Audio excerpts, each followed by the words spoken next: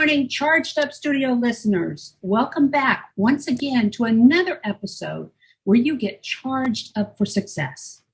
I'm Dana Olivo, your host and CEO of Marketatomy LLC. Today's special guest is one who has his finger on the pulse of technology and how it can assist small businesses in saving money using some of the tricks only used by banks and credit unions to save interest. Dennis Williams is the managing member of CashMap Consulting LLC and is focused on equipping people to confidently strengthen their finances, providing choices, security while mitigating risk and decreasing debt. He's the creator of the innovative and transformational finance application, CashMap, and the accompanying 8-week coaching course that guides participants through the process of using their current spending and applying a simple process routinely used on a daily basis by banks and credit unions to save interest, pay off debt in half the time, and boosting their savings. Dennis lives with his wife, Linda, in Bellingham, Washington, earned his MBA from the University of Hawaii, Manoa, and has served for over 25 years as an executive in operations, finance, and human resources. Let's please welcome to Charged Up Studio, all the way from Hawaii, Mr. Dennis Williams. Hi, Dennis.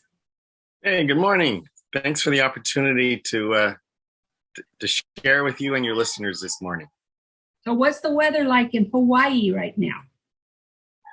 We've been having a lot of rain, but the temperature is much better than it is in Washington. We're looking at lows of 70 and highs of 81. Oh, see, that's perfect. It is. Weather. It is. I wish we would have that right now. So. No, that's right. Yeah. Back home, it's down in the low 40s already. So I'm enjoying it. No, that's perfect weather. So where is Manoa? Manoa? Where is that in relation to the Big Island and everything? Manoa is kind of a section of Honolulu on the island of Oahu. Okay. So that's the main campus for the University of Hawaii. They have another campus in Hilo as well. And so their graduate program is primarily in Honolulu at the Manoa campus. Okay. I've been to Oahu. There you go. Yes, I've been there before, but that's the only island I went and visited so far. So anyway. You have to go back. Each one is very different. So before we get started with questions about your product, can you please tell our listeners why you decided to develop this app and why it is so special to the vision of your company?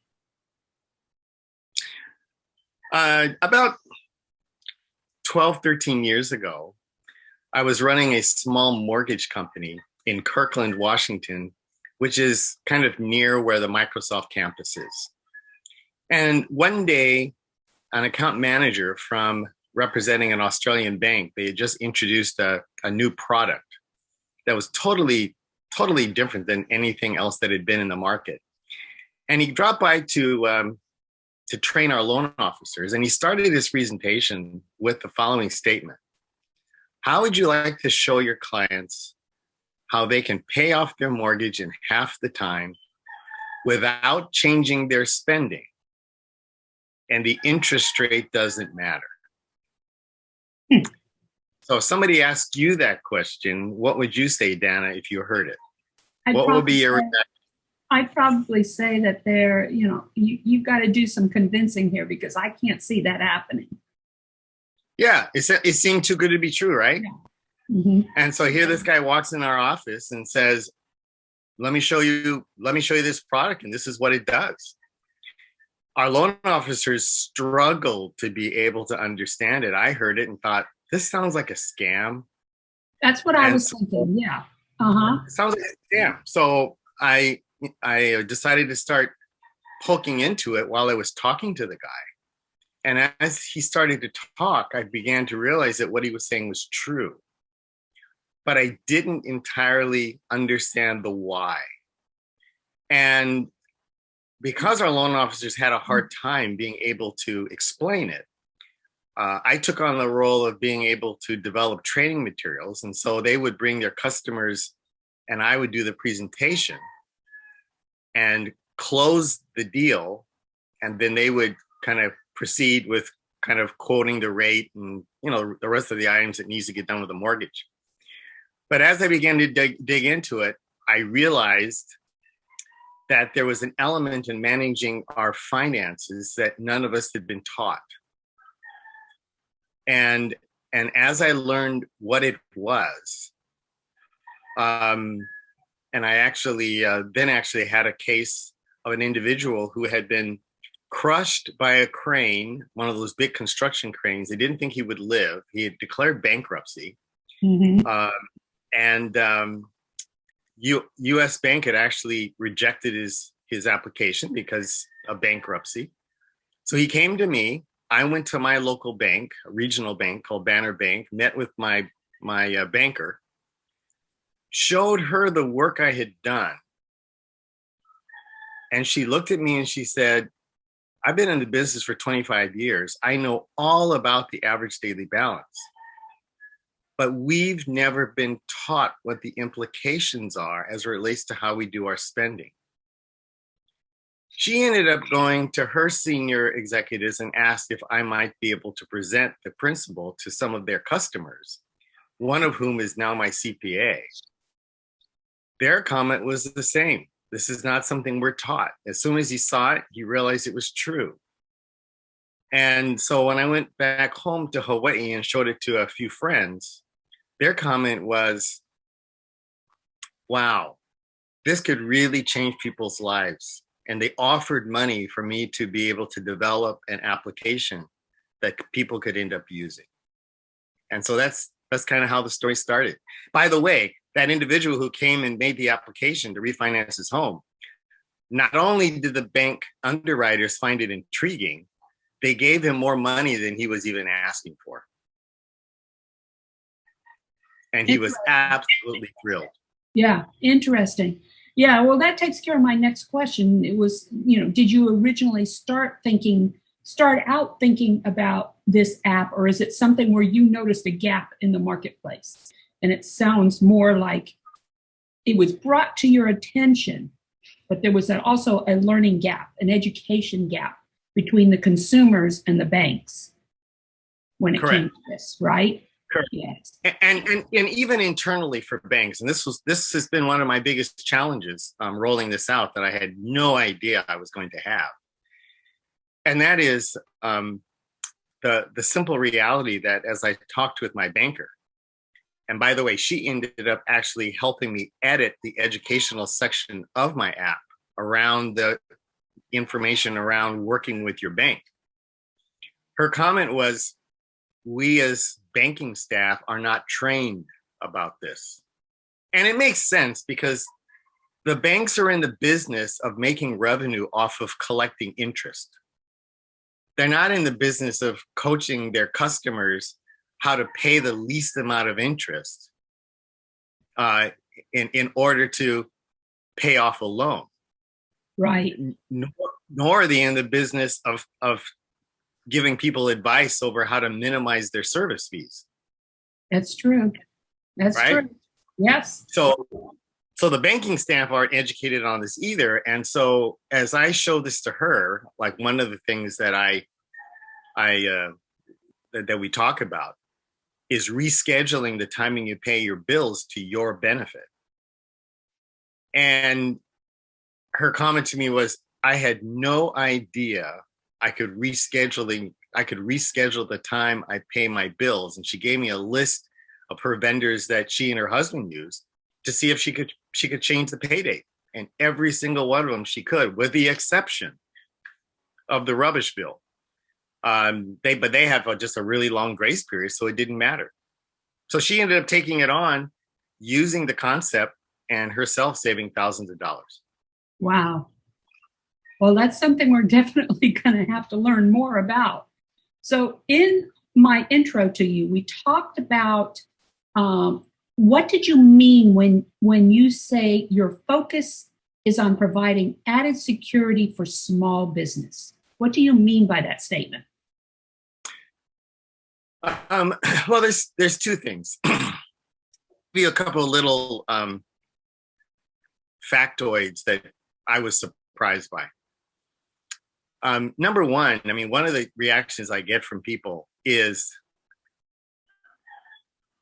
do the banks like what you're doing? Is this honest?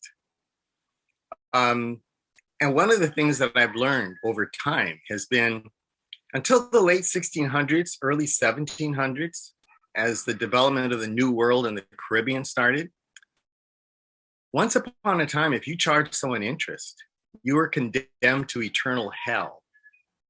And in England, if you actually died while you were lending someone money, the crown confiscated your possessions. So the idea of charging interest is a relatively new phenomenon. And so this whole thing of managing money is an evolving process that we're kind of beginning to see with the whole Bitcoin. It never stays static. So that's one thing for people to understand. And similarly, in England, what people used to do was get together in their neighborhood, pool their money, and build a home, and everyone would pay until every member in the group had their home, and there was no interest charged. So the idea of financing to build a house did not always involve interest. That's my point. My second item, as relates to small businesses as well, is that since 1795, the United States has had 48 recessions. The cause of the recessions have been almost identical, and it has been government attempting to stimulate the economy. It overheats it. Demand causes speculation. It collapses. And in the early years, many banks would go out of business and people would lose their money. Because of that impact, we've now moved to a mindset of protecting banks and other large corporations from failing, but it leaves individuals and small businesses exposed with risk. And so by using this strategy to minimize your interest cost, it allows you to accelerate getting rid of debt, putting you in a more secure position for when the inevitable occurs, and you end up having a disruption in income. Wow. So what initially seemed as though this process, this app that you have, was cutting out banks, and cutting out their revenue generation, for banks, basically. What you're really doing, what's really happening is you're opening up a way for us to take control back from the banks as far as our finances and things like that. I mean, we all know that recessions, they happen cyclical, and they seem to happen, every 10 years or whatever. Yep. And it's always the same things, as far as that's concerned. And we always knew it was government behind it all. We always knew that. Why do we, it's just like, and I hate to even say this, what we're doing with COVID, okay? Why are we so willing to just let it happen? Well, I think the problem is that the biggest challenge for all of us is, number one, we're busy just living life. And unless somebody had told me to go do the research and to see this bigger picture, I would never have thought to even do it. Yeah. And so once you begin to recognize the bigger picture and see how, as much as things change, they stay the same. Right. Right? It doesn't cause you to stop and ask the question, okay, what might I do differently here? And the really cool thing about it, which I touched on, But we're doing all of this without changing your spending. Now, somebody decides they want to change their spending, the impact is even greater. Right. Right. Yeah. And so that's really what my application does, is it allows you to take a picture of your current spending, see what the future impact is going to be, rather than most budgeting apps where they zero in on here's how much you want to spend and you're off and help you stay on track. There's enough budgeting apps, so I'm not interested in that. I'm interested in saying, take where you currently are and now play it forward over what it's going to mean as it relates to where it's going to put you in 5, 10, 15, 20 years. Yeah. How much more are you paying out on that original mortgage, over the 30 years, as opposed to what the actual cost was? So how much are you buying that mortgage for? Well, it actually will tell you how much sooner you can pay it off by putting your money to work for you. And second, it then goes back and says, well, you can start going along this line and saying, what if I did this? What if I did that? What effect will it have? And the application will show you what it will do. So now all of a sudden, you're in a role of being motivated because you can see the effect of making changes that up to this point in time, consumers don't have that option. Right. I mean, short of doubling up on payments or something like that, and front loading the principal on it. Yes. So now you move into the next piece, which is why, as it relates to small businesses specifically, there are so many small businesses that use lines of credit and they're paying more interest than they have to. So what do I mean by that? Yes.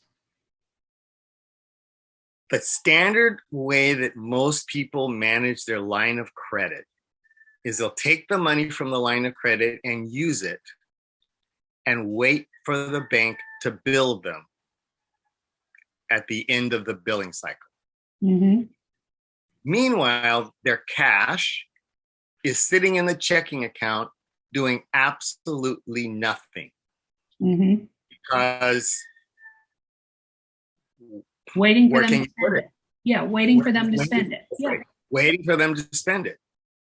And people are missing the opportunity that a line of credit is as fluid as a checking account. You can take money out, and of course you put it back. You take it out, you put it back. Well, just imagine, instead of leaving your cash sitting in the checking account, which is what the banks use as collateral to borrow up to 20 times the balance, and that's how they make money off of lending. Take that money and now move it all into the line of credit, everything. Now, when I say that, people's response is going to be, well, how do I pay my bills? Well, when you need to pay the bill, you just move the money back to the checking account and use your checking account as a clearing account. Just in time. Right. The second part of this is this, and I'll give you this little example just to keep it easy. If there was a bank that was going to pay you 20% interest, and again, it doesn't exist, but if there was, and you understood that the bank is going to pay you based on your average daily balance for the month, you would put your money in that account as quickly as you got it, right? Right. Because you want to keep the balance as high as you can all month long. Right.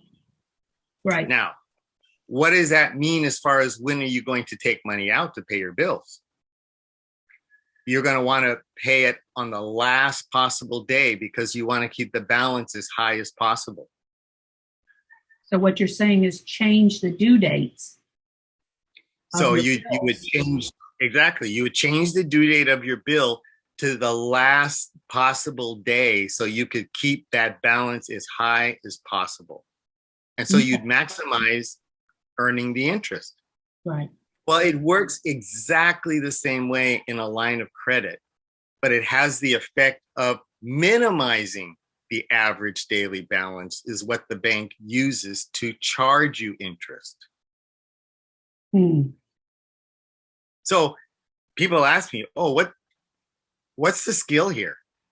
Well, I'll ask them, so how good are you at making withdrawals from your bank account? Oh, I'm pretty good at that. Online, it's easy. And so how good are you at putting money in the bank? Oh, I can do that too. Well, great. Then that's really all we're taking advantage here is understanding the way that what the system works and actually now using it to your benefit so that you pay less interest.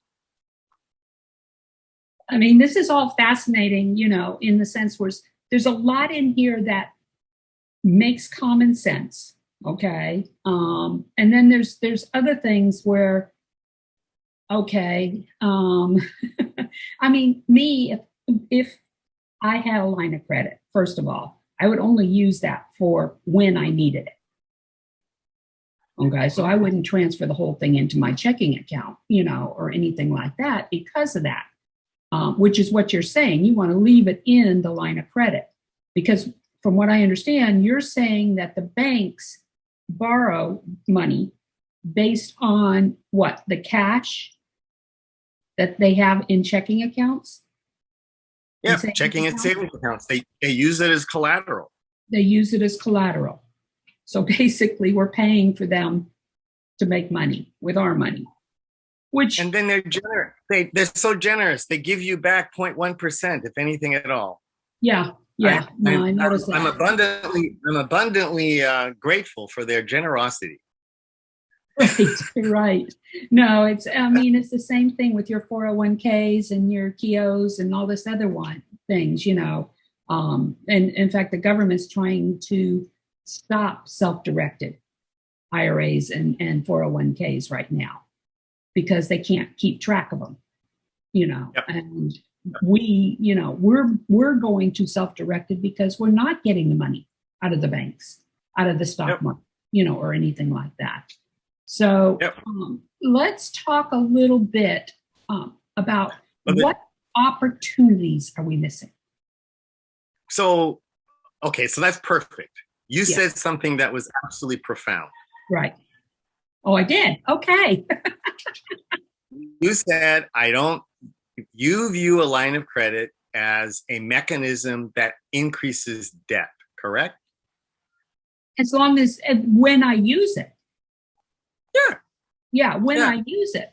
Okay. So if you could get a loan that was at 1.5%, would you want it? Yeah. And if you had a loan at 1.5%, what would you do with it? Well, it depends on what I asked for the loan for, whether it was, I teach my clients, okay, if you're going to borrow money, you borrow money to make more money. Exactly. You don't borrow money to spend on a car or anything like that, or a vacation, not borrowed. Okay. So you're saying you're going to use debt to purchase an asset of increasing value. Exactly. Right? Yeah. Now, if I had a loan at 1.5% and I had a debt from the bank that's higher than that, I'm now in effect using the bank system to my benefit where I can leverage the bank's money to accelerate getting rid of a debt that I have. And by making an additional payment that otherwise I couldn't make, what I'm now doing is with every additional payment that I make, I'm now accelerating the amortization table Right. And I'm leaping over interest payments I would otherwise have to make. Right. Right. And in that respect, with using the bank's money, I can now accelerate paying something off faster at a lower cost than I could ever do with the money that I had without the line of credit. And so that's the other part of what I teach. Okay, so I'm confused there. We've got a loan that I've been able to get for 1.5%. And I've got a higher interest rate one at the bank. Yep. Okay. So what are you saying we do? Do we pay off the one at the bank? Yes, in small little chunks. By doubling up payments. And well, it's more than doubling up payments. So so remember the beginning point that I made where you can pay it off in half the time. Okay. Well, that's how I'm able to pay it off in half the time. The typical option given to us by banks for accelerating paying off a loan is biweekly, which is only one additional payment a month. A year. Right. So doing that reduces the payoff time to 27 and a half years from 30. Mm-hmm. But this strategy to cut it off in half brings it down to 15 years, and I didn't change my spending. And I didn't put myself in a 15-year mortgage that if my income changes will stress me out because the unexpected happened and now I'm having a hard time making a 15-year payment. So and I'm able to do all of this by using my current income. Just putting my income to work, I'm able to create a scenario that otherwise I could never do. Okay, so instead of like the bi-weekly payment, which would double up the payments, okay, which would only get me 27 years on as opposed to 30. Yep. Okay. What are you saying? You double the initial principal payment or what? What happens is what we did was, depending on the person's income, the money they have left after they pay their bills, we use a proprietary formula that basically says, here's how much you take off and how often you do it, and it tells you the exact amount to do it. And then it tells you, by doing this repeatedly, here's how much you'll save in interest costs, and here's how much faster you can pay off a loan. And so, and while you're doing that, you're still putting aside money for an emergency fund, and it takes that into the account for the equation. So you're both creating security by building up reserves in the event something happens, because you don't want to use a line of credit for an emergency fund. Right. Because you don't owe anything until you use it, right? That's right. Okay. And you're accelerating paying off a debt at the same time. So it's a win-win both sides. And so, I can think of one scenario of, this is a personal picture, but somebody whose household's making $160,000 a year, they have a mortgage of $439,000, and they only have $500 left at the end of the month when they pay their bills. Well, the first year of using this, they'll end up skipping about $20,000 in interest payments the first year, and the cost on the line of credit will only be $120. So is that a good return on your investment? Yeah. $150 for saving yourself 20 grand, and they'll be able to have the whole mortgage paid off in 15 years. Right. Wow. So what ends up happening is, when people see that, and they also see the effect that once that mortgage is paid off, they can now take those dollars and invest it, and they see the accelerating growth that they have. It actually motivates them to say, oh, how might I earn some additional income here so I can sweeten this thing up even more? Right. Or maybe I don't need to eat out so much. Right. And so all of a sudden they're motivated, I know. And it just changes the game. Right. So what kind of risks are there involved in this? You know what the biggest risk is? The biggest risk is the user. It's the biggest risk is the user. Is we're now using a line of credit as a wealth building tool instead of a debt building tool. Right. So as long as people keep that in mind, the other thing that this does, it actually improves your credit rating. Yeah, no, I can see that. Especially when you're paying quicker. So, yeah. Okay. Yeah. So that's it. And then the other risk would be, which we saw in the last big recession, was a bank could freeze your line of credit. They can. I know that at any time. At any time. But if you are using a small line of credit versus what some people will tell you is to take big chunks, I just use small chunks. And I've talked to bankers about this. They look at the small amount and they'll say, that's not a risk to us at all. So now I actually stay under the radar screen because the amount that I'm using is so small. The ones that are maxed out on their lines of credit are the ones that are in dire straits as far as possibly having it frozen, because those banks can call on your financials at any point, and if they don't match up, if they don't agree with them, they'll go ahead and freeze that line of credit. Exactly. So because the entire strategy is built around using small amounts of credit, you stay under the radar screen. And if they do decide to freeze it, well, the amount of credit you're using is so small that you'd be able to pay the whole thing off in a matter of a couple of months. So with interest rates so low, why would you want to pay off that debt? Let's come back to your beginning assumption. Is even though the interest rate is low, if we have an economic downturn and it disrupts your income and you now are having a hard time paying off the debt, how secure are you? Not at all. Yeah.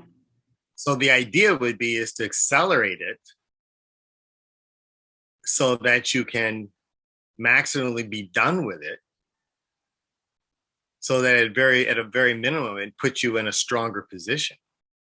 So, one of the things about investing that many people do when they invest is you invest because you believe you're right, correct? Right. Everybody wants to think in terms of, I know I'm right. Yeah. Because if I didn't know I was right, yes, right, I wouldn't do it. But professional investors ask a different question. They'll say, based on my system, I will invest. But I also know I can be wrong. And if I'm wrong, what will happen? Right. They want to know what the scenario would look like. Exactly. And most of us never ask that question. And so that's the way that I'm molding the strategy, is you're putting yourself in a situation that, you'd like to think your current cash flow will always be the same. Yeah. But basically the cyclical nature, and according to the International Monetary Fund, in a report they did in 2017, we are looking at a significant correction within the next 3 years. Yeah. So how much more correction can we go through? In all honesty, it's so, if that were to happen, where do you want to be? And so that would be my answer. Yeah. For the reason why I would not want to be carrying debt, or, we certainly wouldn't want deflation, because if you have deflation happen, that means that Right. the cost of debt is getting more expensive. Right. Right? So let's get back to the small business owner with what we're saying right here. Okay. If we're looking at another correction in the market, okay, say in 3-4 years, and this being, we've had an 83% increase in new business license applications since the beginning of COVID. Mm-hmm. And with the failure rate of small businesses right now, the chances are we're going to see, a massive interrupt 2-3 years down the road, if that's the case. Now, the other thing is what if there's a small business and they don't have any debt? Can they use your application to save money? So I think one of the things that people always are told, mm-hmm. that you want to establish a credit record, right? Right. So, like, for example, you said you have a line of credit, but you don't use it. Right. Well, again, if I have seen people use their line of credit, you can do exactly the same thing. If you knew that you were going to get, I'll just say, a 5 or 6% return, but the cost for you to fund it is 1.5%. Is that a big deal? Oh yeah, it is. Yeah. So the core issue here is, what we're really saying is, put your money to work. So when I'm using the example of an effective interest rate of 1.5 or 2%, what I'm saying is that's the effect of what happens when you put your income to work inside of a line of credit. The effective interest rate just drops that low. Mm-hmm. And now all of a sudden you're able to use you're using your money without touching your savings or without touching your cash reserves. Right. To build wealth. Okay. And that's a concept that we're not taught, right? Right. No, definitely.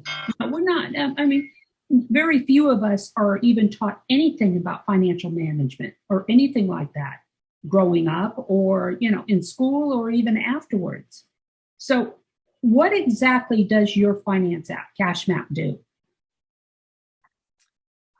So my application allows you to put in your spending. And so you plug it in, you see the amount of money you have left after you pay your bills. And I'm going to say that half the people I work with, maybe more than that, don't even know how much money they have after they pay their bills.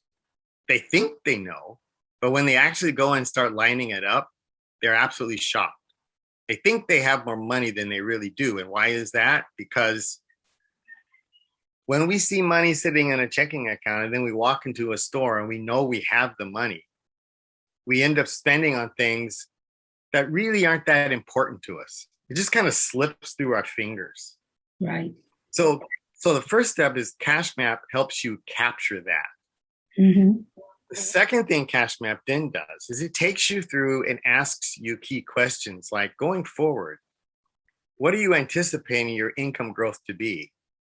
And every time you get a raise, what are you thinking you're not going to spend? So it'll show you over 15 years what you're saying, how much money you'll have left after you pay your bill. So it gives you this picture for the first time of, over the next few years, here's how much cash goes through my fingers and what am I going to do with it? Right. And then the next step, it says, well, with that, how much are you going to put aside for savings? And what percent are you going to earn on it? Mm-hmm. And then lastly, you choose a particular debt you want to get rid of. And so with that, it uses the strategy of putting your money to work and now gives you a visual of here's what you can expect. Right. in the future. Right. And you can save it, and then you can create another scenario of assumptions and compare it. And now you can actually make a forward-making decision that before you never could see or know. So that's what CashMap does. And the coaching course that I've created, because 80% of the people who I have polled have said exactly what you said. We're not trained. And so we don't feel comfortable doing this on our own. So would you guide us? Mm-hmm. And so that's what I do over an 8 to 9 week period, in which we meet an hour and a half to 2 hours a week and just go step by step through the principles. Okay. Till you get to the end where now you're comfortable doing it yourself. And at the end of that 9 week period, I remain available for you to be able to connect and answer and ask and me answer questions. Okay. So we're coming up on the end of another episode here. How can listeners get a hold of you or the application? So the name of the application is CashMap Pro in the Apple Store, and Google is just called CashMap. And my website address is cashmapapp.com. I also have a YouTube channel called CashMap App. You can certainly feel free to email me at dennis@cashmapconsulting.com. You can also go to my website and book a time just to connect with me. And then go from there. Very good. Thank you. So that concludes our podcast for today. Please leave a review on any of the streaming platforms you're listening to us on, or go to our Charged Up Studio Facebook page and leave a review there. Charged Up Studio is a product of Market Academy, the learning system designed specifically for the micro business owner. For more information and to register for one or more of our many courses, go to marketacademy.academy. I look forward to talking more with you next week, when we will be spending our time with another exciting guest eager to help small business owners like yourselves. Talk to you then. Go out and have a charged up week. Thank you, Dennis. Thank you for the opportunity.